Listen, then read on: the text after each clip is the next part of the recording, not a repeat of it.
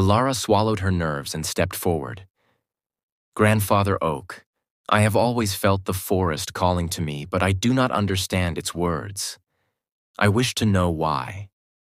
The old tree was silent for a moment. Then his leaves rustled as though sighing.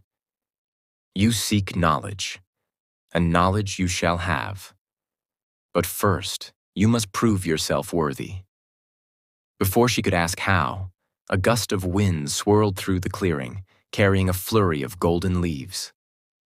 When it settled, 3 figures stood before her.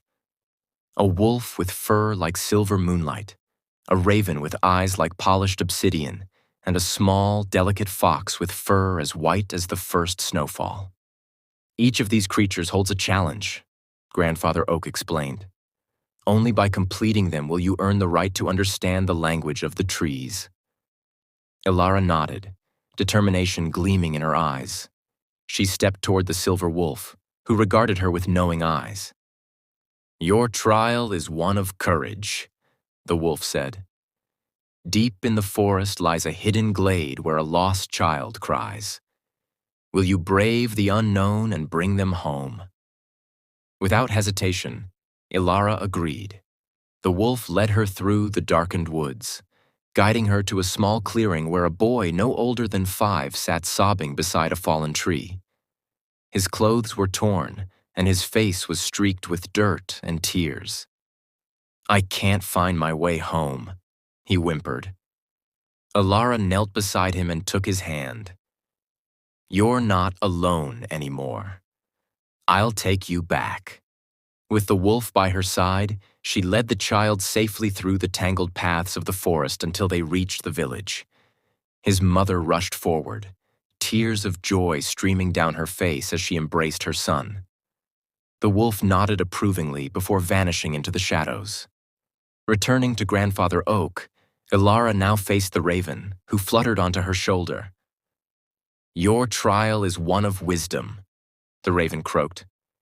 You must answer a riddle, fail, and you will lose your way, succeed, and you may continue. The bird tilted its head and spoke. I am not alive, yet I grow. I do not breathe, yet the wind makes me stronger. I do not have a mouth, yet water kills me. What am I? Elara furrowed her brow, thinking hard. Then, with a spark of realization, she whispered, Fire. The raven let out a pleased caw and took flight, disappearing into the night sky. Finally, she turned to the white fox, who flicked its tail playfully. Your trial is one of kindness. Somewhere in this forest, a lonely tree stands, its voice unheard. Find it and give it comfort.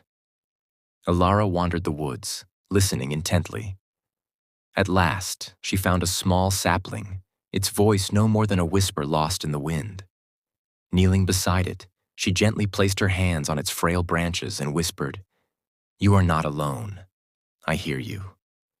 A soft hum filled the air, and the sapling's leaves rustled happily. As she returned to Grandfather Oak, the ancient tree let out a deep chuckle. You have proven yourself, Elara.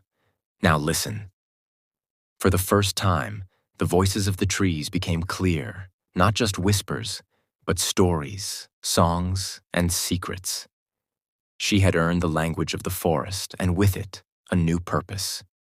From that day on, Elara became the guardian of the forest, ensuring that its stories were never forgotten and its wisdom was shared with all who had the heart to listen.